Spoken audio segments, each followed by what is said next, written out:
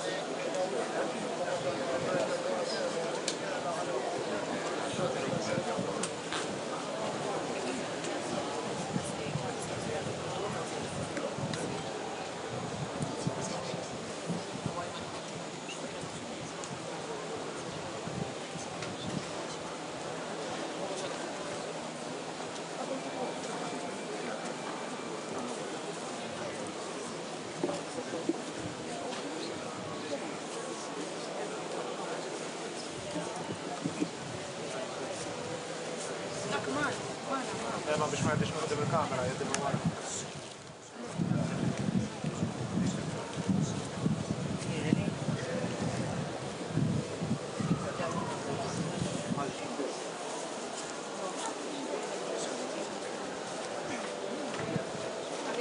I know him.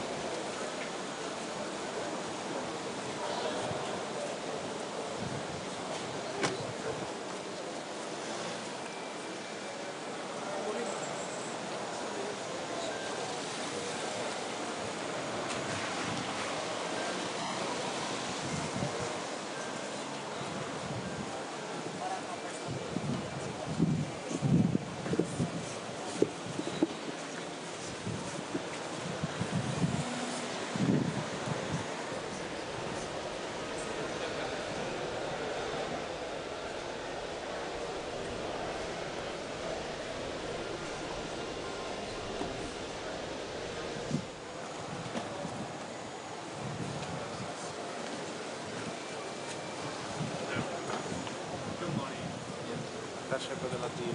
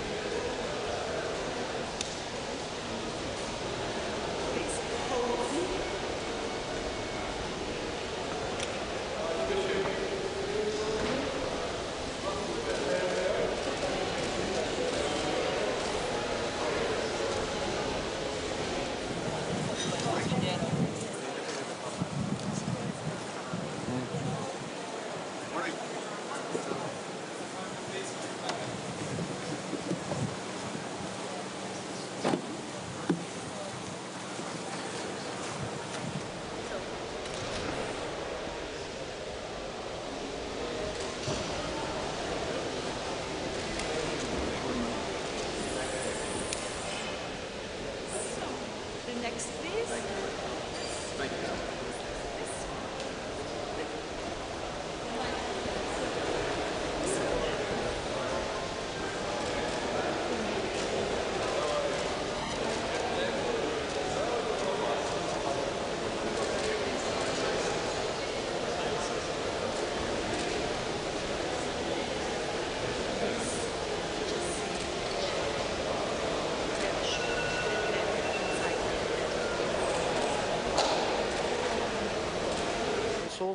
I will call on for imposing the mechanisms that do investigate Georgia and the Georgian government. Thank you. And how about Ukraine and Lavrov here? Of course, Ukraine is the main topic here at the OSCE meeting. Also was that last week, earlier this week at the NATO meeting. We stand by Ukraine. We strongly stand by Ukraine against the Russian aggression. We'll continue to do so. In the Netherlands, we'll continue to support Ukraine politically, militarily, financially, morally. We provided extra Patriot launchers last week. We decided on extra manpads for 88 million last week.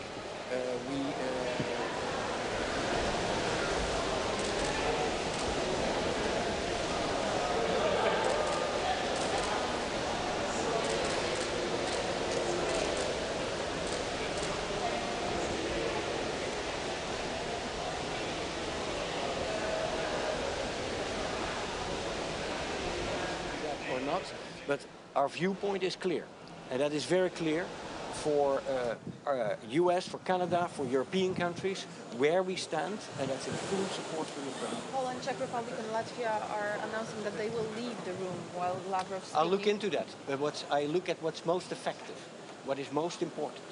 And I will definitely not shake hands with Lavrov and avoid him. And where we stand as the Netherlands and where we stand as all these European countries is very clear. We fully support Ukraine. But I wanted to make this point on Georgia because I think it's important that apart from the full support for Ukraine, that we also look at what's happening beyond Ukraine in regarding.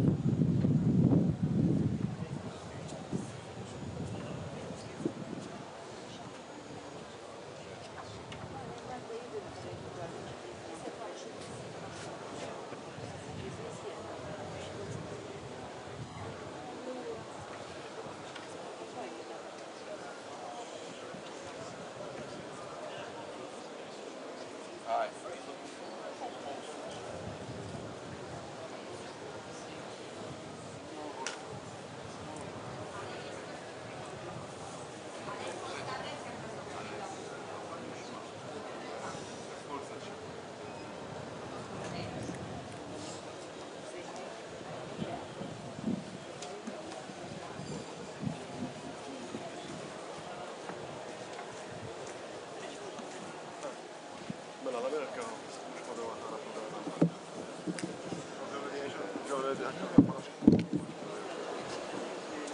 meta mort jiena naħa l-oħra kienu ġakkerja jiena maċċija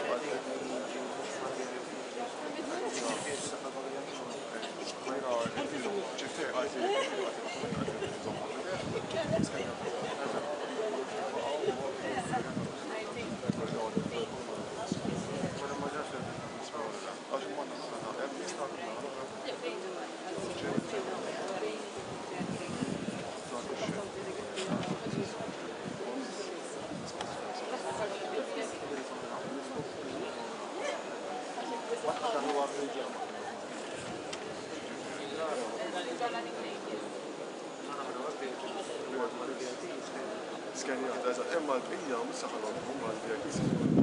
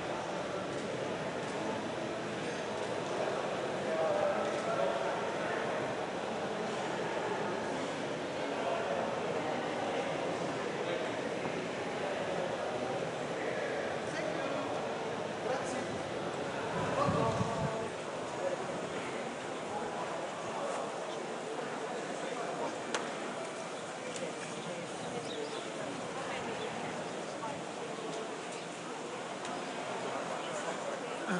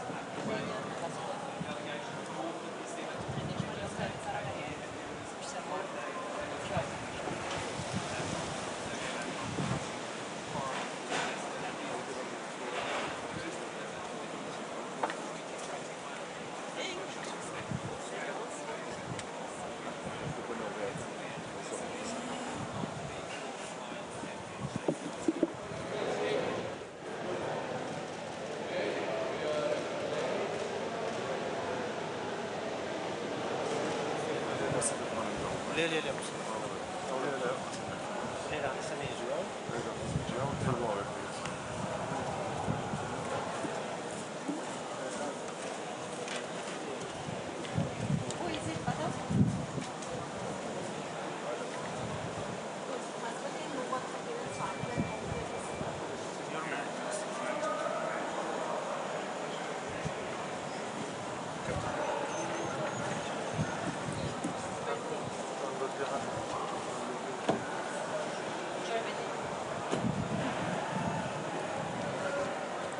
Achtung, das mit Kamera direkt an. Der geht jetzt gerade nicht, genau. Und stellen wir uns einfach mal direkt.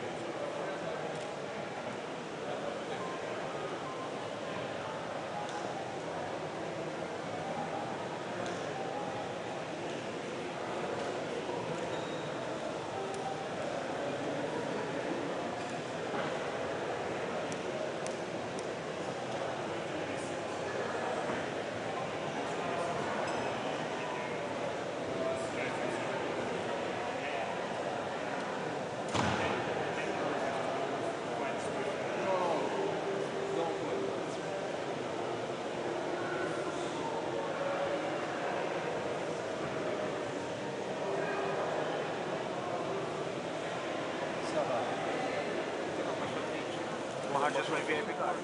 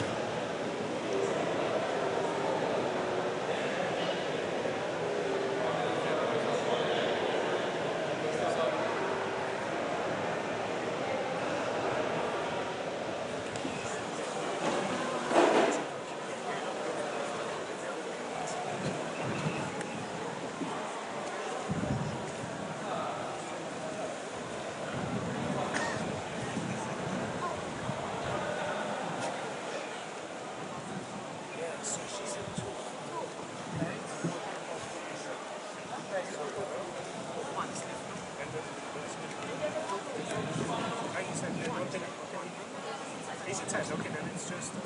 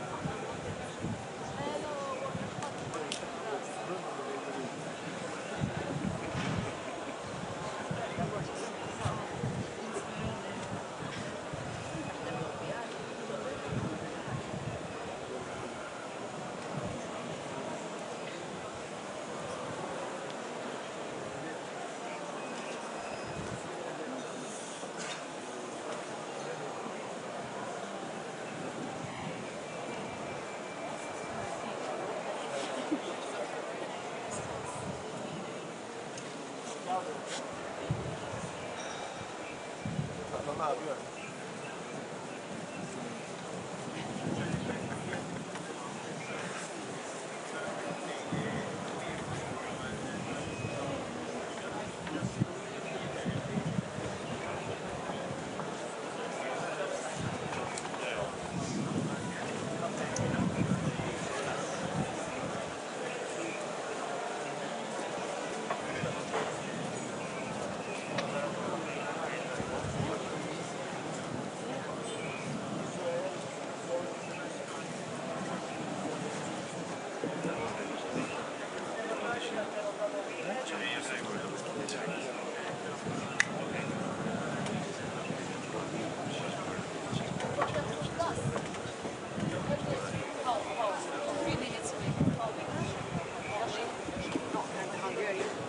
Fa dall'ungherizzo poi.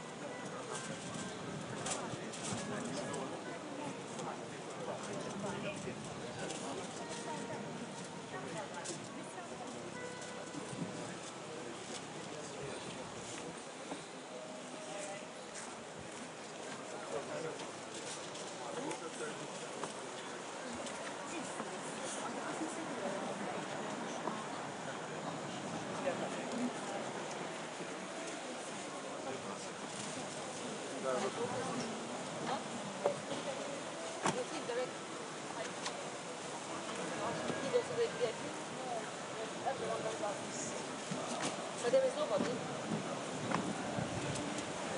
Where do we go? Tell him that there is nobody there. This is the man from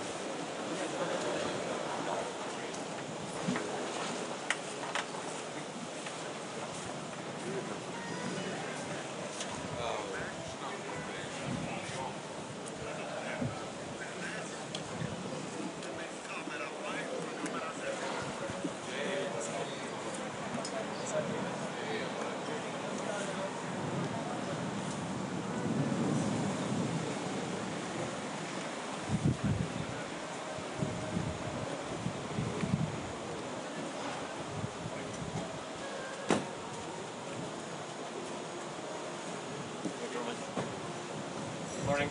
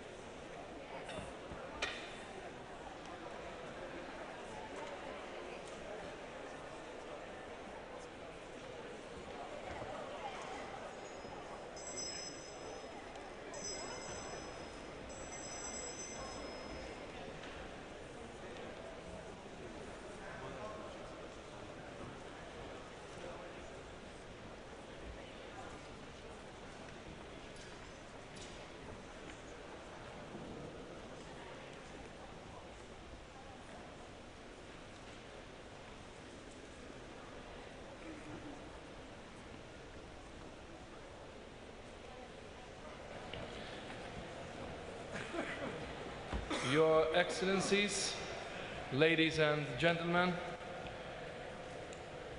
I hereby formally declare the 31st meeting of the OSCE Ministerial Council. We will begin our proceedings by adopting our agenda.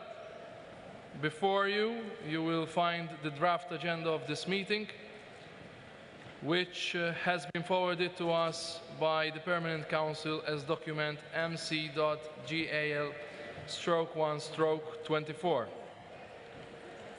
May I assume that we can now adopt this agenda? The agenda is hereby adopted.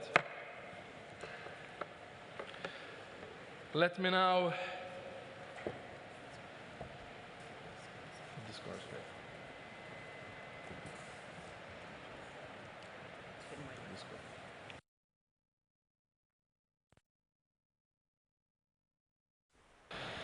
Madam Chair, Madam President, Excellencies, officers in charge, ladies and gentlemen. Okay, it's just raining. It all goes well, it all goes well. It's an honor to welcome you to the 31st meeting of the OSCE Ministerial Council, the first hosted by Malta, and a proud milestone in our 60-year history as an independent island nation. Despite our size, my country has always sought to maximize its contribution to the international community. 35 years ago, almost today, George H.W. Bush and Mikhail Gorbachev held their historic meeting on Malta's stormy shores. Times have fundamentally changed, but our relations are again defined by intense geopolitical rivalries and threats to European peace and security.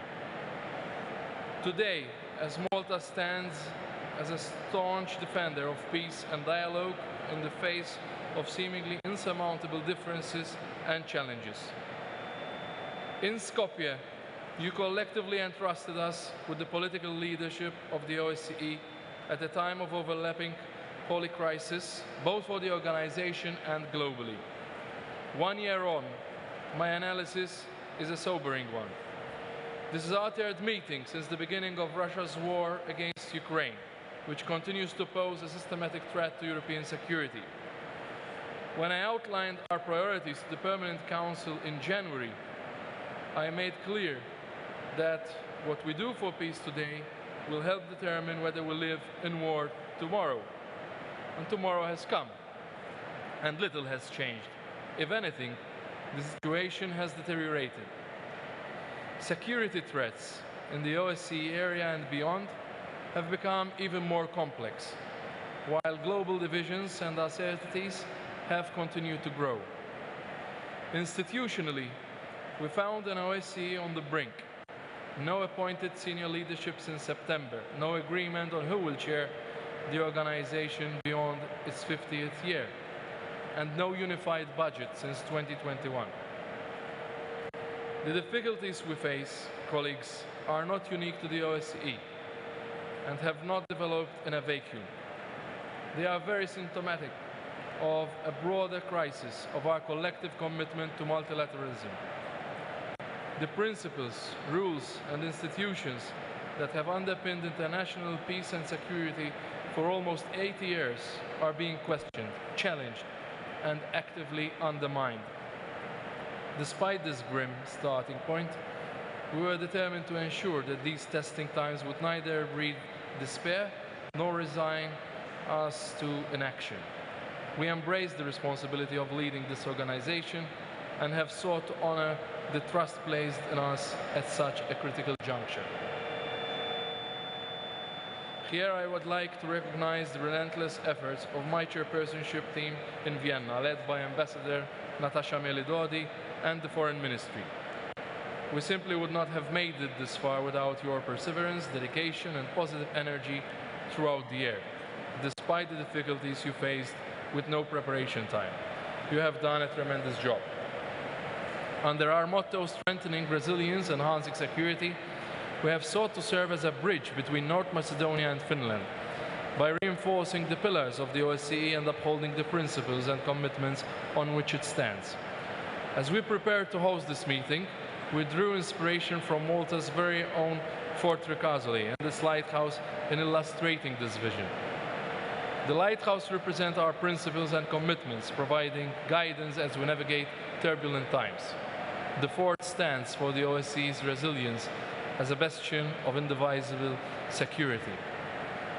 Respect for sovereignty and territorial integrity, the inviolability of frontiers, and the non-use of force are four of the central principles guiding relations between OSCE participating states as set forth in the Helsinki Final Act and the UN Charter.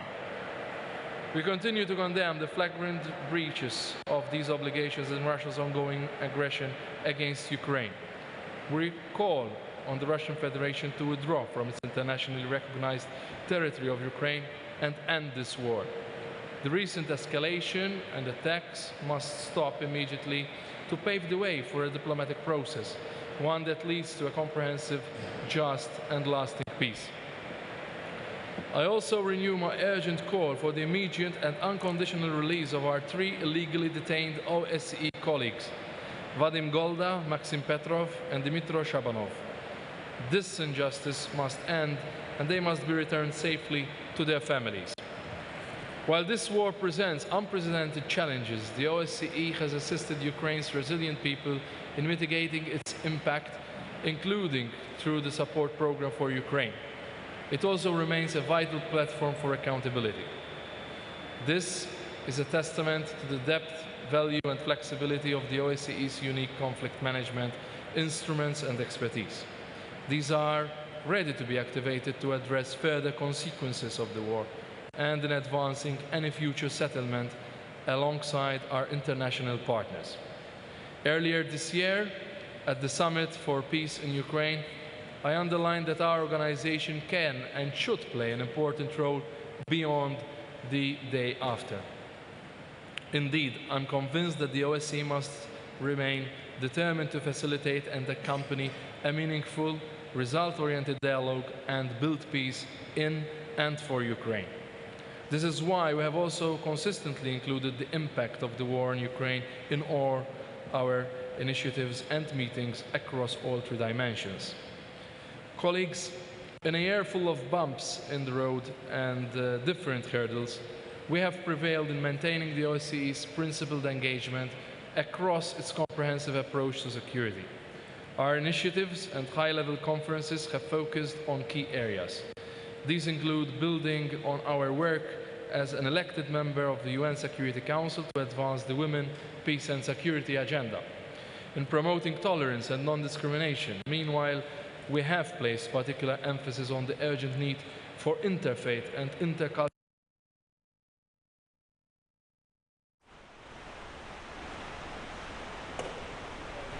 bridge where the effects of climate change and cyber threats on our security and promoted media literacy and safety of journalists. We have OSCE's toolbox and expertise in facilitating dialogue, preventing escalation and promoting stability across the broader OSCE region. My visits to countries affected by protracted conflicts in our region have shown me once the OSCE has the right instrument to address outstanding disagreements and contribute to diplomatic sustainable solutions. We have the experience and the expertise to accompany those who seek great stability and prospect. Ultimately, the parties involved must be willing to lay the first in building trust and developing these of peace. I had the privilege of almost all of the OSCE's field operations in Eastern and Southern Europe, Southeastern Europe, and Central Asia. Missions are true success stories, providing that the OSCE can make a ground. I highly recommend that you pay them a visit if you are in one of the host countries. You will be able to find firsthand the dedication of the more than 2,000 OSCE staff and their excellent work with the respective host countries across all dimensions and in accordance with their national priorities. These experiences left me in no doubt that the work of the organization has a real and material impact on the life of security of our people. Unfortunately, a recurring theme throughout these visits is the significant impact of budget shortfalls and planning uncertainty on the well-being of OSCE staff and operational effectiveness of the missions. And this is a problem affecting not just the missions, but the entire organization.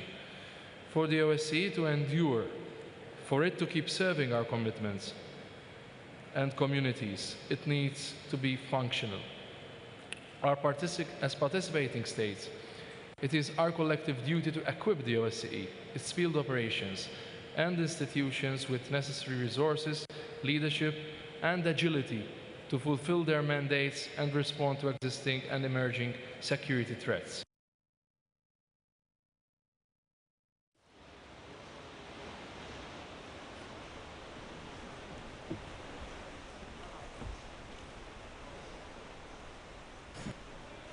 By our tireless efforts to find solutions for three critical issues: the appointment of the organization's leadership, the approval of the unified budget, and the decision on future. These decisions share the consensus of all 57 participating states. For months, we have been stressing the urgency of these decisions. Underline this meeting, the organization's function and long-term survival will be in jeopardy. I'm pleased that a preliminary agreement has been reached on the appointments of the new OSCE Secretary General and heads of institutions. However, the vital decisions on unified budget and who will chair the OSCE in 2027 remain unresolved. On the latter, I must express my gratitude to Cyprus for presenting its bid to assume this role in 2027. We should all support and show due recognition to those who are willing to make such an important contribution to this organization. A solution seems to be within reach. Not there yet. What is on the table carries high political significance. We need one effort to make it a reality and history together. Of this, I am convinced. We can no longer do, colleagues, is kick can down the road because we have run out of road. Malta was aware of the challenges we would face when at the 11th hour we accepted to take up the responsibility of this role. And as I said in Skopje, we remain steadfast believers in the OSCE, its relevance and the principle of consensus which has underpinned the raison d'etre of this organization since its inception in 1975. But let's be clear, taking responsibility cannot be a one-way street. The OSCE can be as strong as its participating states allow it to be. We must remember that the OSCE has never been a homogeneous organization of like-minded states. As politicians and diplomats, we like to define ourselves as bridge builders. Today, however, we are not talking about building or rebuilding bridges that have been destroyed in recent past. We are talking about preserving one of the few we have left. It's precisely in such times of crisis that we must keep this channel of communication open and functional. In Skopje, we were given a clear task. Now here in Malta, at this delicate moment in our chairpersonship, I count on your full support, cooperation and flexibility in helping us get these critical decisions over the line. We constantly talk about our collective responsibility for this organization and our commitment to multilateralism. It's time to walk the talk. The decisions we take over the next 2 days will determine whether we can finally set the organization on a path towards a more sustainable, effective, and resilient future. Let's get it done. I will now proceed to agenda item 4, addressed by the President of the OSCE Parliamentary Assembly, and give the floor to Her Excellency Ms. Pia Kauma, the President of the OSCE Parliamentary Assembly.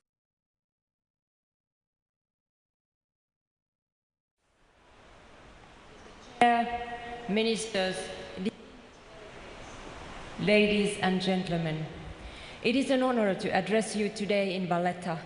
Let me begin by expressing my deepest gratitude to Malta and to Minister Borg.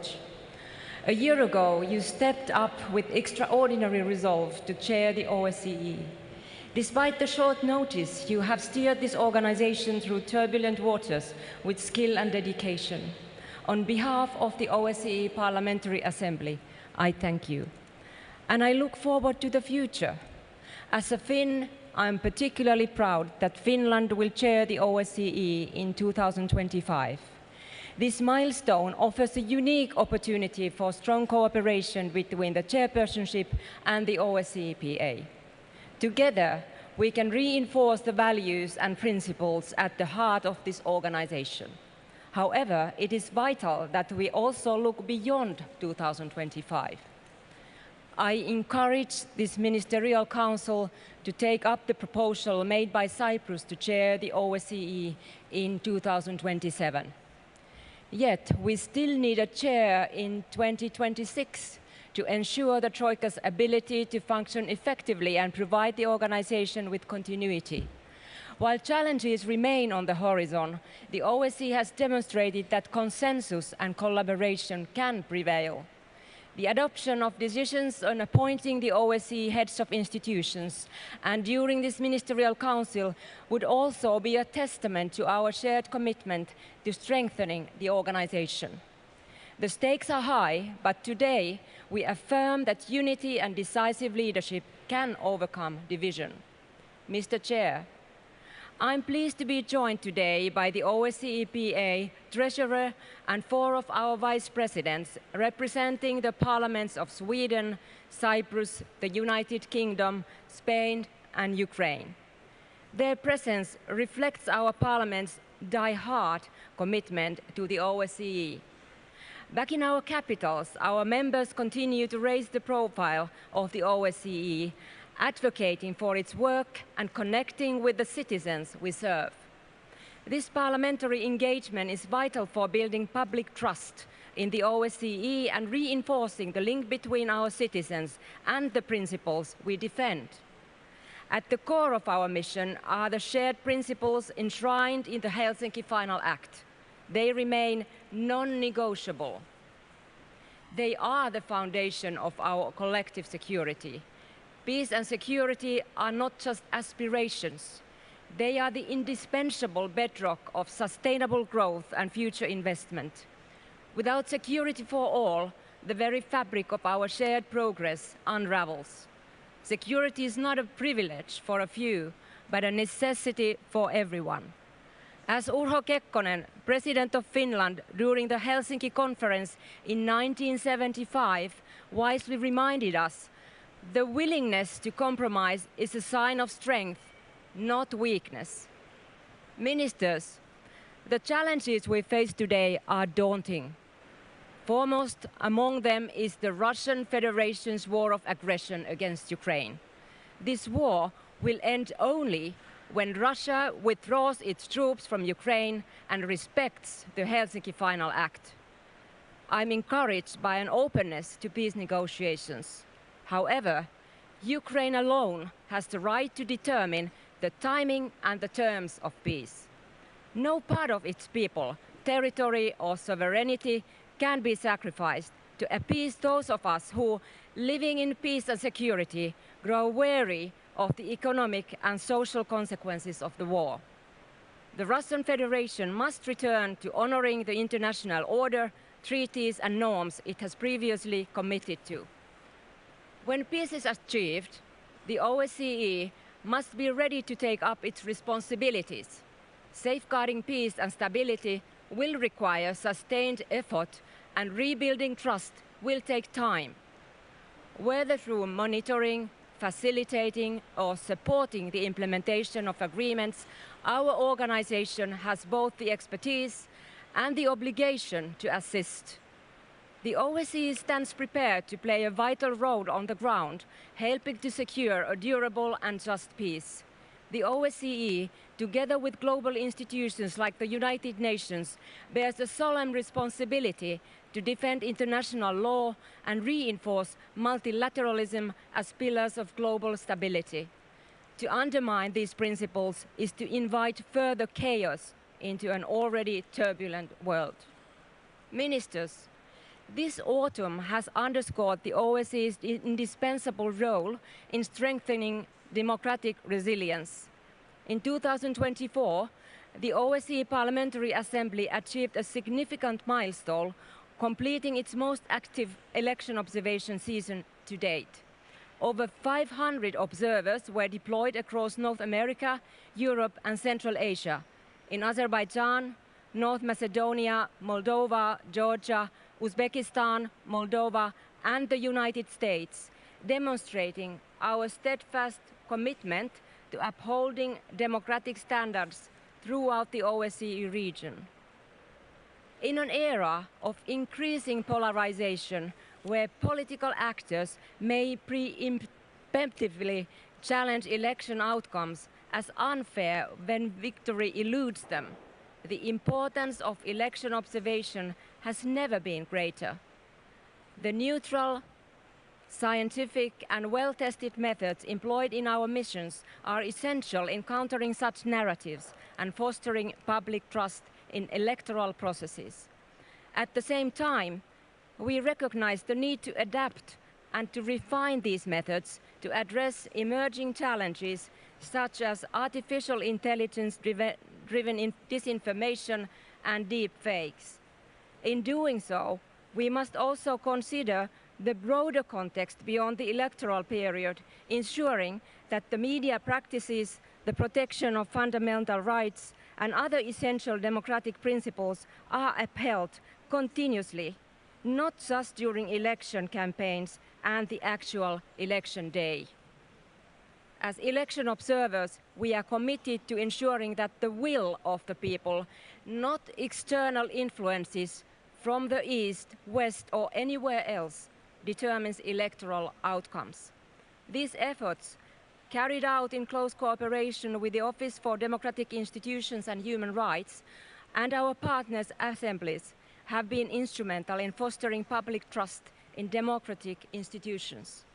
They safeguard the principles that unite our countries and our people, ensuring a more stable and secure future.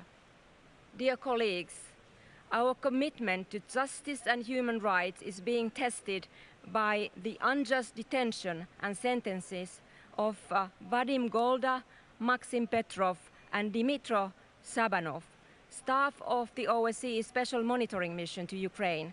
These actions violate the Russian Federation's international commitments, and I urge all OSCE participating states to support their immediate release. Looking ahead, we must also prepare for the challenges of tomorrow. As we approach the 50th anniversary of the Helsinki Final Act, it is imperative that we look to the future with renewed purpose and vision. Our region faces pressing and evolving challenges, including the pervasive threat of disinformation and the rapid advancement of artificial intelligence. The OSCE is addressing these issues head-on, such as through policy innovation on artificial intelligence. We are also working to ensure that the needs of the youth are better reflected in tackling modern challenges like climate change and conflict. These efforts underscore our commitment to proactive, forward-looking leadership. I firmly believe that parliamentary diplomacy can support our efforts by bridging divides, building trust, and strengthening cooperation. Dialogue remains one of the most powerful tools at our disposal, even in the face of profound adversity. It is through dialogue, anchored in our shared principles and a steadfast commitment to justice, that we can forge a lasting and durable path to peace. Let us draw upon the strength of compromise and find common ground today to ensure that tomorrow the OSCE continues to work for our people and for peace. Thank you. I thank Her Excellency Spiakauma. Meanwhile, I urge everyone to follow and listen via the headphones set. We will now take up agenda item 5, report by the Secretariat, and I will hand the floor to the officer in charge of the Secretary General, Ms. Catherine Firon, to deliver her report to the Ministerial Council. The floor is yours, madam. Deputy Prime Minister Borg, Mr. Chair in Office, Madam President of the Parliamentary Assembly, Excellencies, dear colleagues. It is an honour to address this Ministerial Council. I would like firstly to extend my profound gratitude to the Maltese Chair, which has worked tirelessly throughout the year to uphold and advance OSCE principles, including in the face of grave violations, and to ensure continued functionality of our organisation.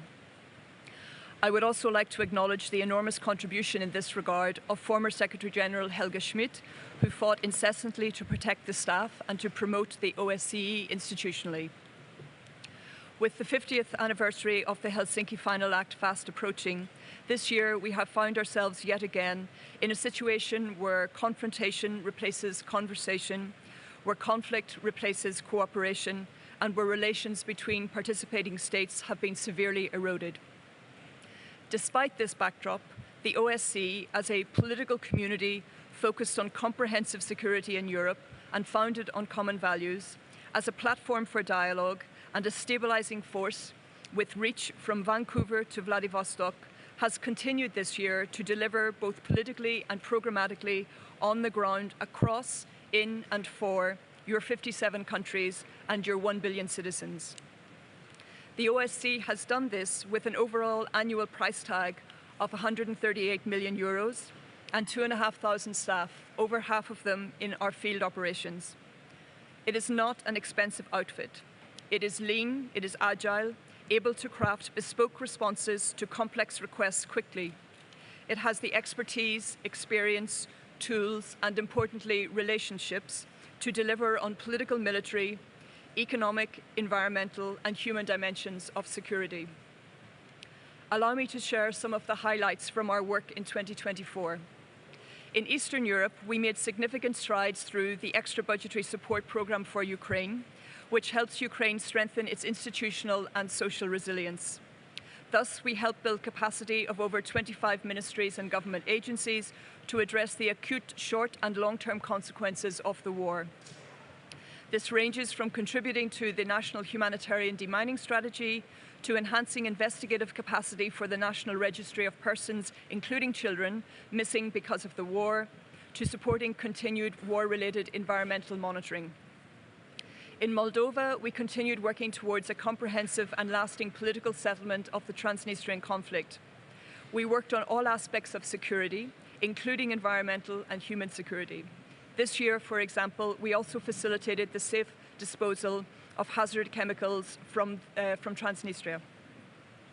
In the South Caucasus, in Georgia, we remained actively engaged, supporting the Geneva International Discussions as co-chair and as co-facilitators of the Incident Prevention and Response Mechanism in Igneti. Here, we directly and on a very practical level address the humanitarian consequences of past conflicts and contribute to reducing tensions, demonstrating our relevance in long-standing conflict situations.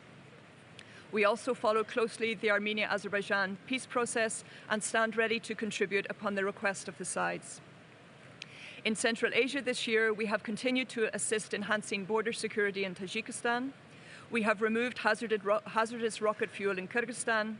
We have supported women's resource centres in Uzbekistan, enabling women to make full use of the rule of law in local communities and provide them a pathway towards economic empowerment and activity. Moreover, our efforts to manage the impact of the Taliban takeover of Afghanistan continue to bolster safety and security across the region through a special extra budgetary funding mechanism with now over 30 tailored projects. Finally, in Southeast Europe, we continued supporting the Regional Arms Control, Article 4 of the Dayton Peace Agreement, established to build transparency, cooperation and confidence, and a verification regime. Through mutual respect and cooperation, this agreement has been essential for peace and stability in Southeastern Europe and serves as an excellent example of security cooperation.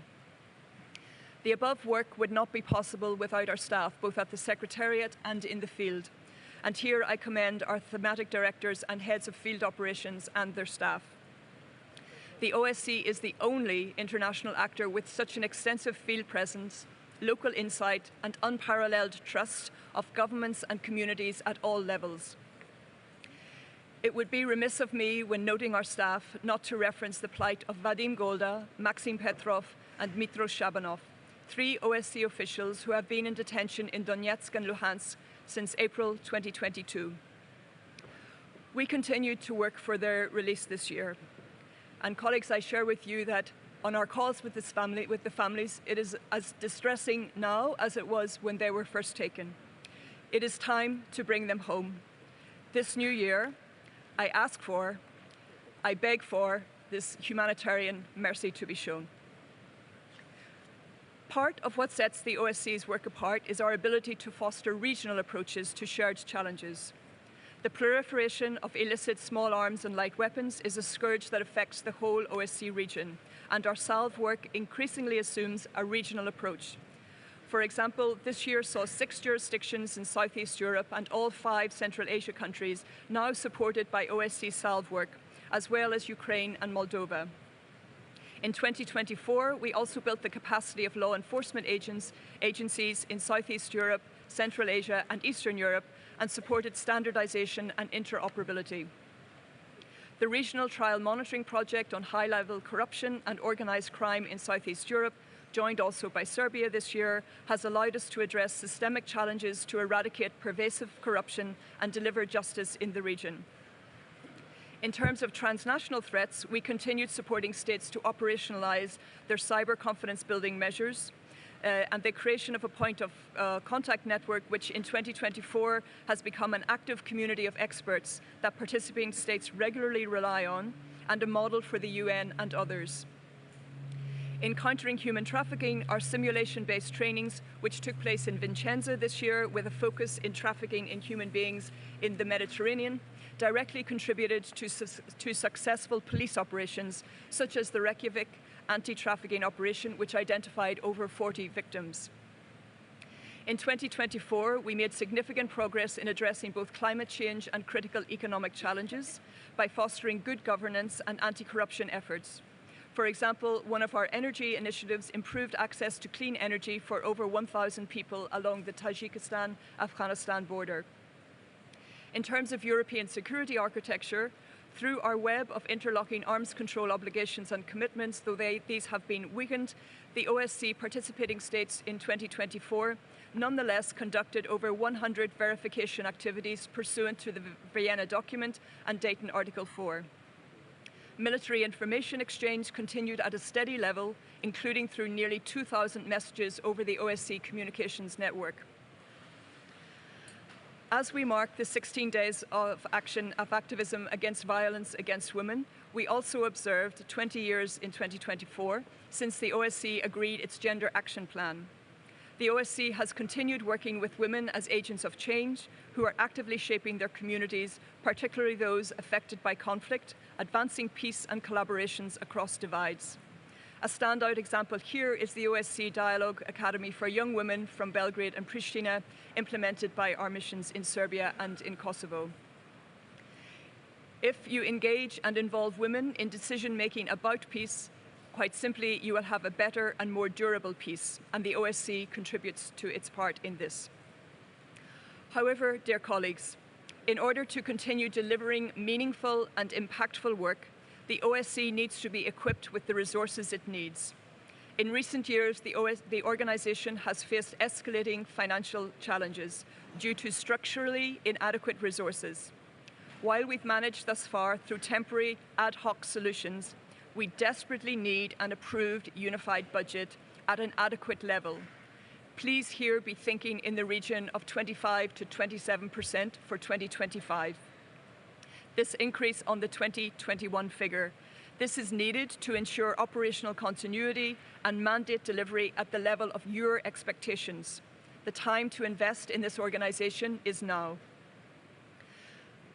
In conclusion, the presence in this room today of so many ministers really demonstrates that this organisation remains the essential platform of European security.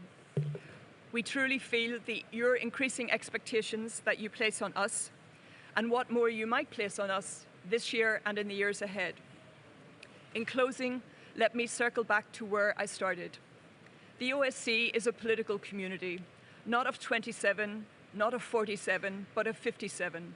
The OSCE is a political community not of 300 million, not of 700 million, but of 1 billion. The OSCE is a political community, a political platform for dialogue with a strong programmatic element and a fierce focus on comprehensive security and peace. We manifest this through the principles and commitments made by all 57 in the Helsinki Final Act. Its decalogue, 10 inextricably linked foundational principles, acts as both our touchstone and our lodestar. We have the tools, we have the mandates, we have the principles. With your political guidance and your political will, we are at your disposal to do even more for comprehensive security in 2025. With those, let us be the stabilising force in the world that we know we can be. I thank you, Mr. Chair. I thank you, Ms. Ferron. That concludes agenda item 5. I shall now close the opening session so that we can take up the next agenda items, which will be considered in closed sessions. Let's take a short break to enable the media to leave the hall. I would kindly request that delegations remain in their seats. The opening session is closed.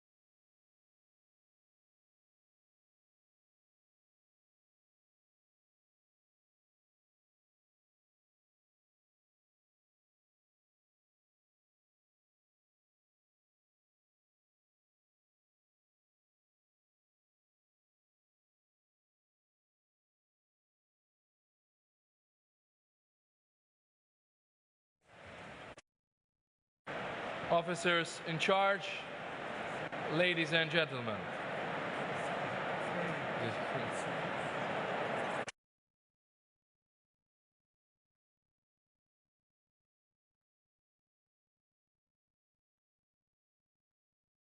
You